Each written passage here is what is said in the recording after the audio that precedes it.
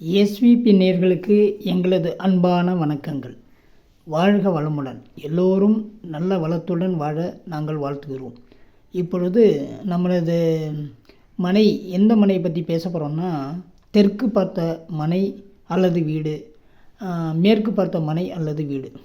இதை ஏன் தெற்கு பார்த்த மனையும் மேற்கு பார்த்த மனையும் மக்கள் விரும்பவில்லை அப்படின்னு நம்ம நினச்சிக்கிட்டோம்னா, இப்போ மேற்கு பார்த்த மனை வாசப்படி வாசல் கொண்ட மனை என்ன எடுத்துக்கிட்டோம்னா, அதை ஏன் அதிகமாக விரும்ப மாட்டாங்கன்னா, அது சனீஸ்வரனுக்கு உகந்த திசை என்று பலரும் கருதுகிறார்கள்.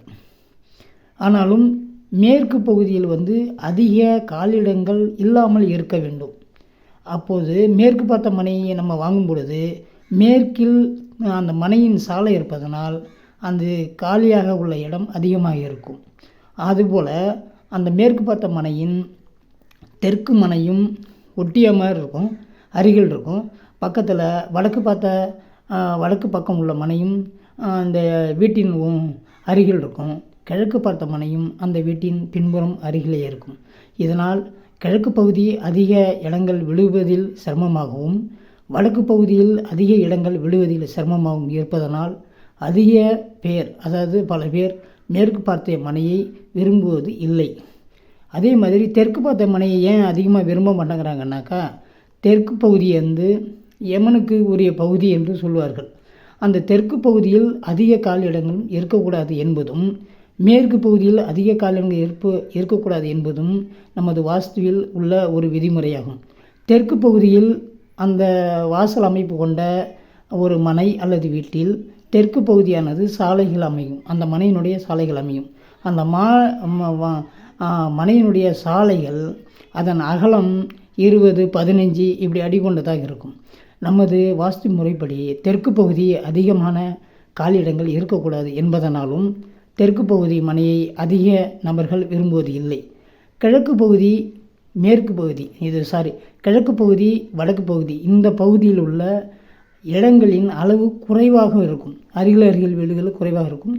மனைகளுக்கும் சிறிய மனைகள் என்றால் நம்ம அதிக இடங்கள் விடுவதற்கான வாய்ப்புகள் மிகவும் குறைவு. ஆதலால் தான் அதிகமான மக்கள் தெற்கு பகுதி மனையையும் மேற்கு பகுதி மனையையும் விரும்பவில்லை. இதனுடைய காரணத்தால் தான் விரும்பவில்லை என்பது புலப்படுகிறது. வேறு எந்த விதமான காரணமும் கிடையாது. பொதுவாக தெற்கு பகுதியில் உள்ள மனை வாசல் பகுதி தெற்கு பகுதி இருந்தால் அதில் உள்ள பெண்களுக்கு நல்ல வளர்ச்சியும் முன்னேற்றமும் அமையும். இது பல பேருக்கு தெரிகிறதில்ல.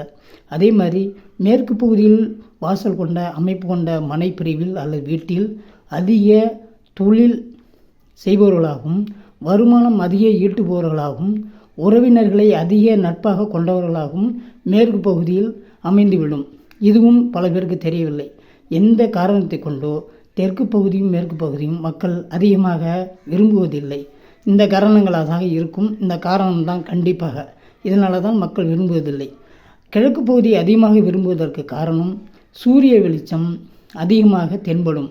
அது உடல் பலத்தையும் மனையினுடைய அதிகார பலத்தையும் மனையினுடைய ஒரு சிறப்பான ஆரோக்கிய அமைப்பையும் கொண்டிருக்கும்.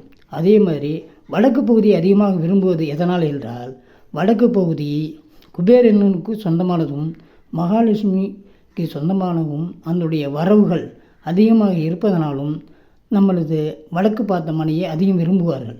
வடக்கு பார்த்த மனையை அதிகமாக விரும்புவதனால் வடக்கு பகுதியில் சாலைகள் அமைந்தால் அதனுடைய மனையின் வடக்கு பகுதி காலிடங்கள் அதிகமாகவும் இருக்கும். அதே மாதிரி கிழக்கு பகுதி மனையின் தலைவாசல் கிழக்கு பகுதியில் இருந்தால் சூரிய வெளிச்சமும் அதிகமாக விழும்.